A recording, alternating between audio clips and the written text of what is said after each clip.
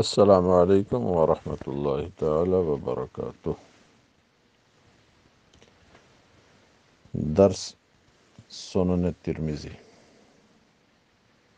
الحمد لولی والصلاة والسلام علی نبی وعلی آلہ واصحابہ المکرمین والمتأدبین بآدابہ وعلى سائر التابعین القائمین بمنہاجہ، اما بعد۔ بسم اللہ الرحمن الرحیم۔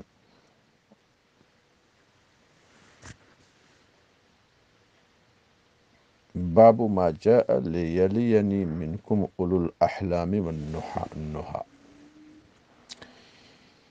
یہ باب اس سلسلے میں ہے کہ نبی کریم صلی اللہ علیہ وسلم کا فرمان ہے کہ مجھ سے وہ قریب رہے جو بالغ ہے، عاقل ہے۔ حلم کی جمع احلام اور حلم کی جمع احلام اور نہیہ کی جمع نہا۔ حلم معنی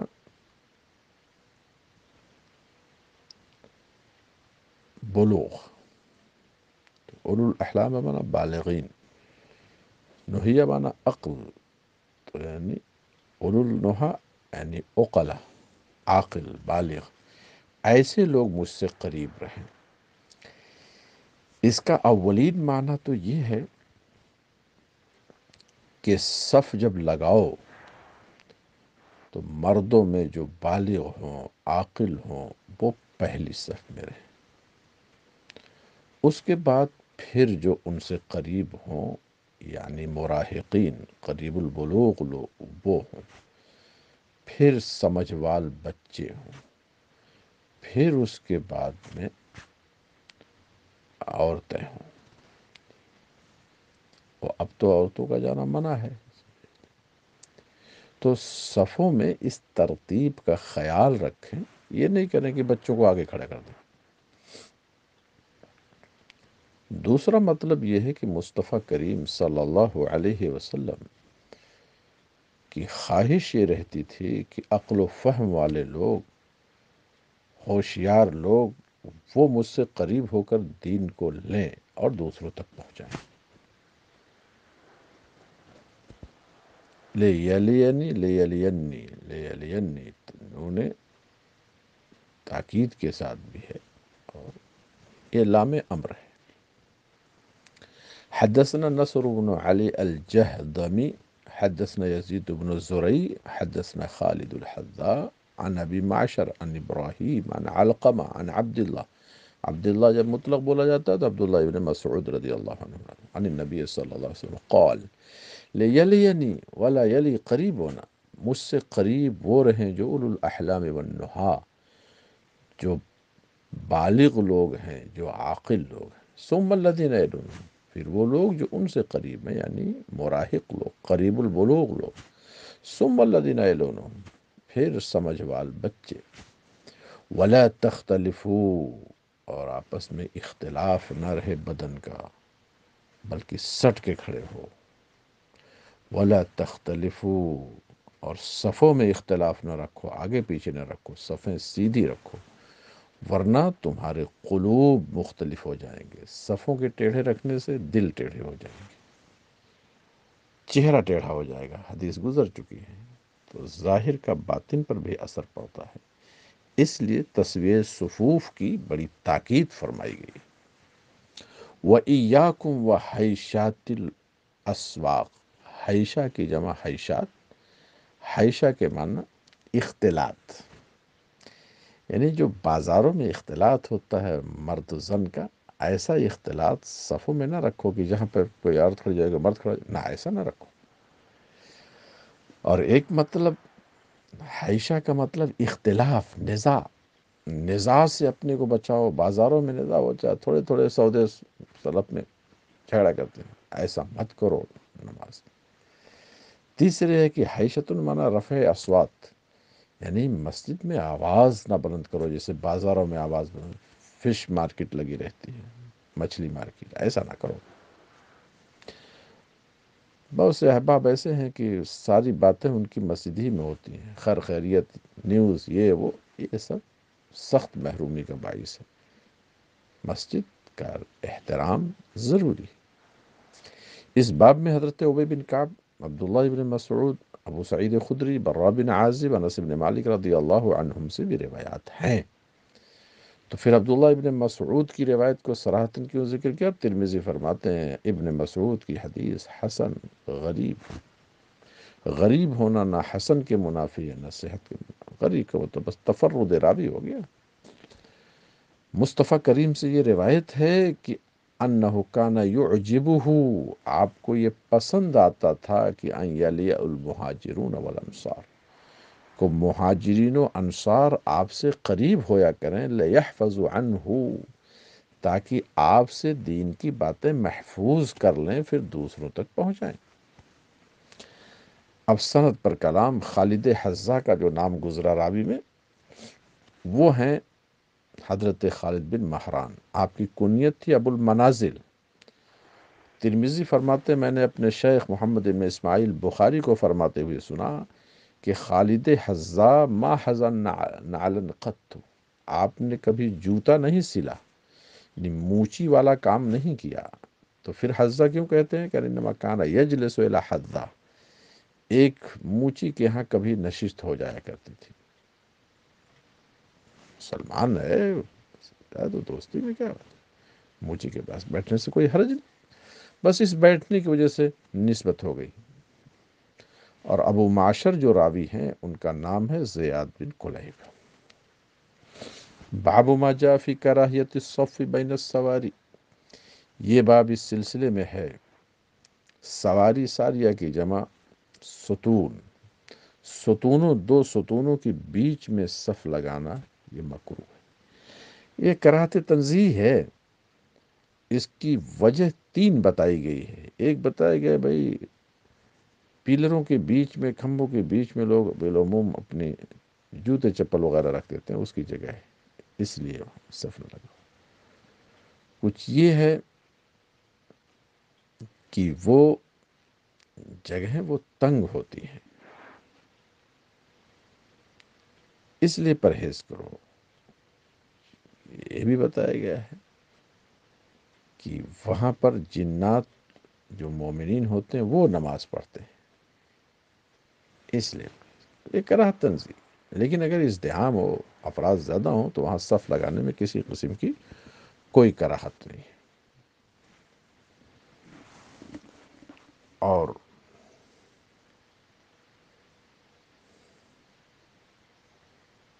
حدثنا حناد حدثنا وکیع عن سفیان عن یحییٰ بن حانی بن عروہ المرادی، یہ مرادی جو مرادہ قبیلہ ہے، اسی سے حضرت اویس قرنی بھی اسی قبیلے سے تھے۔ امام احمد رضا قدس سرہ نے اس کا ذکر کیا۔ وہ روایت کرتے ہیں عبد الحمید بن محمود سے،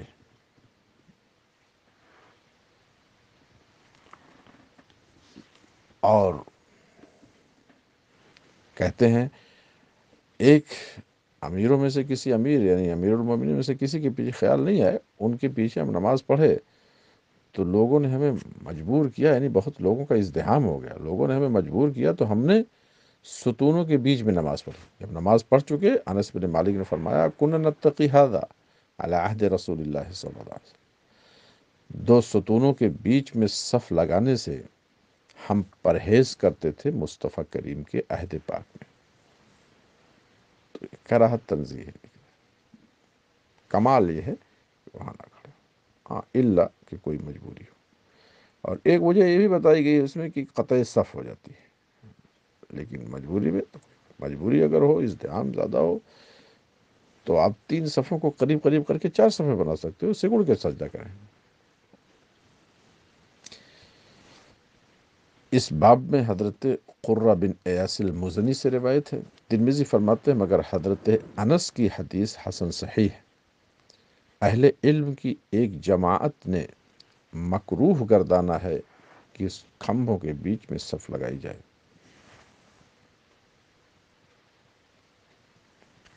یہی قول امام احمد و اسحاق کا ہے۔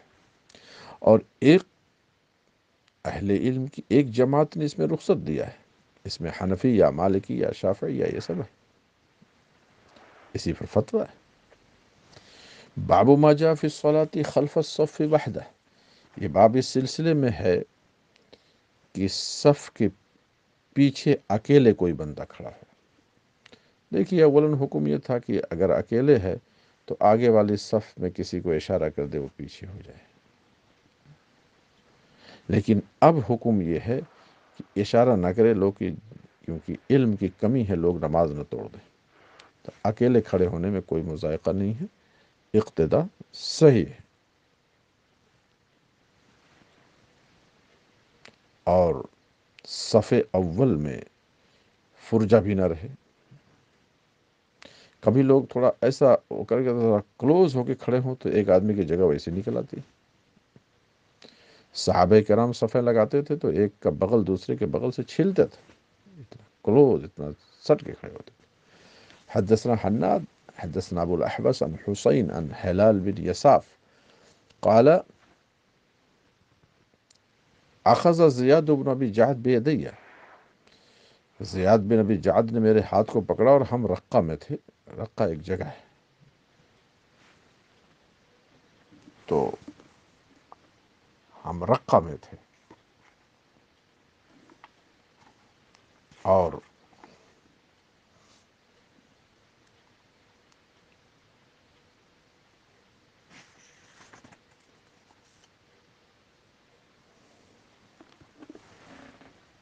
قام بھی علی شیخ،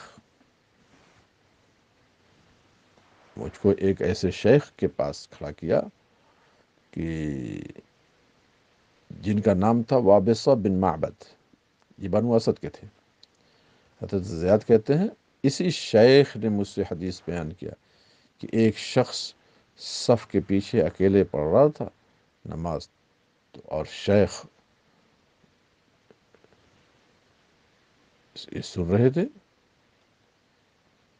یعنی ان کی بات کو یہ سن رہے تھے، تو رسول اللہ صلی اللہ علیہ وسلم نے حکم دیا کہ نماز کا اعادہ کرے۔ وہ یہ بیان کر رہے تھے، یہ سن رہے تھے، تو حضور نے حکم دیا کہ نماز کا اعادہ کرے جو صف کے پیچھے کرے۔ اس باب میں حضرت علی بن شیبہ بان سے اور ابن عباس رضی اللہ عنہم سے روایت ہے۔ ترمذی فرماتے ہیں وابصہ کی جو حدیث ہے حسن ہے۔ اہل علم کی ایک جماعت نے مکروہ قرار دیا ہے کہ کوئی بھی شخص صف کے پیچھے اکیلے نماز پڑھے، اب کراہت کوئی نہیں ہے، جہالت کے عام ہونے کی وجہ سے کسی کو پیچھے کرو گے صف کی نماز نہ توڑ دے۔ اور ان حضرات نے فرمایا ہے کہ جب صف کے پیچھے اکیلے کوئی نماز پڑھے تو یہ اعادہ کرے، یہی قول امام احمد و اسحاق کا ہے۔ اہل علم کی ایک جماعت کہتی ہے کہ نہیں نہیں، صف کے پیچھے اگر اکیلے نماز پڑھ لیا تو وہ کفایت کر گئی نماز، کوئی اعادہ کی ضرورت نہیں۔ یہی قول سفیان ثوری، عبداللہ بن مبارک، امام شافعی اور امام اعظم کا بھی یہی قول ہے۔ اہل کوفہ کی ایک جماعت گئی ہے حضرت وابصہ بن معبد کی حدیث کی طرف بھی، اور یہ کہا ہے کہ جس نے صف میں اکیلے صف سے پیچھے اکیلے نماز پڑھا وہ اعادہ کرے۔ یہ تغلیظاً ہے، تشدیداً ہے، اور ان کہنے والوں میں حماد بن ابی سلیمان ہیں، ابن ابی لیلہ ہیں، وکیع ہیں، اور حضرت حسین کی جو روایت ہے ہلال بن یساف سے، یہ روایت غیر واحدن، کئی لوگوں نے روایت کیا ہے، ویسے ہی جیسے ابو الاحوص کی روایت زیاد بن ابی جعد سے عن وابصہ جو حسین کی حدیث میں، کہ وہ جو دلالت کرتی اس بات پر کہ ہلال کی ملاقات وابصہ سے ہوئی ہے۔ اس لیے اہل حدیث کا، محدثین کا اس میں اختلاف ہو گیا، بعض کہتے ہیں کہ عمرو بن مرہ کی حدیث عن ہلال بن یساف عن عمرو بن راشد عن وابصہ یوں ہے، یہ اصح ہے، تو بیچ میں ایک راوی اور آ گئے۔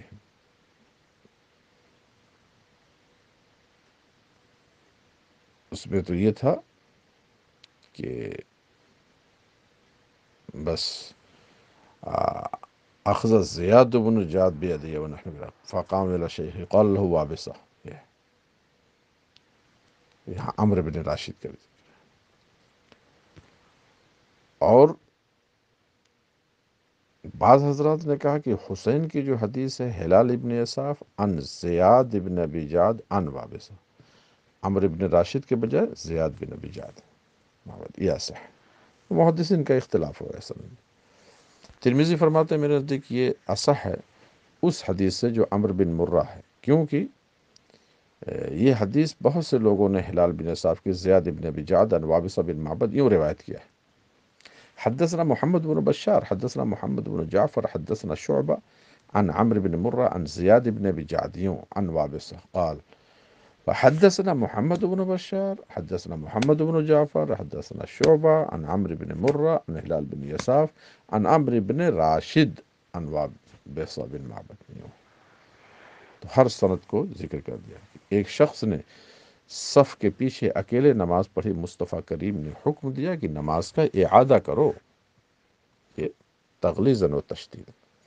ترمذی فرماتے ہیں میں نے حضرت جارود کو فرماتے ہوئے سنا، انہوں نے کہا حضرت وقی فرماتے تھے کہ جب کوئی شخص صف کے پیچھے اکیلے نماز پڑھے تو وہ اعادہ کرے. لیکن فتویٰ اسی پر ہے، اعادے کی ضرورت نہیں ہے، نماز ہو گئی. باب ما جاء فی الرجل یصلی معه رجل، یہ باب اس سلسلے میں ہے کہ اگر صرف دو ہی آدمی ہوں اور جماعت سے پڑھنا چاہیں نماز، تو ایک امام ہے ایک مقتدی ہے، تو کیسے کھڑے ہو. اس کا حکم یہ ہے کہ مقتدی امام کے داہنی طرف کھڑا ہو اور اپنا پیر کی انگلیاں امام کی ایڑی سے محاذی ہو، بالکل برابر میں نہ کھڑا ہو، تھوڑا سا پیچھے ہو اور داہنے طرف کھڑا ہو. اسی پر اجماع ہے. حدثنا قتيبة حدثنا داود بن عبد الرحمن العطار عن عمرو بن دينار عن قريب مولى ابن عباس عن ابن عباس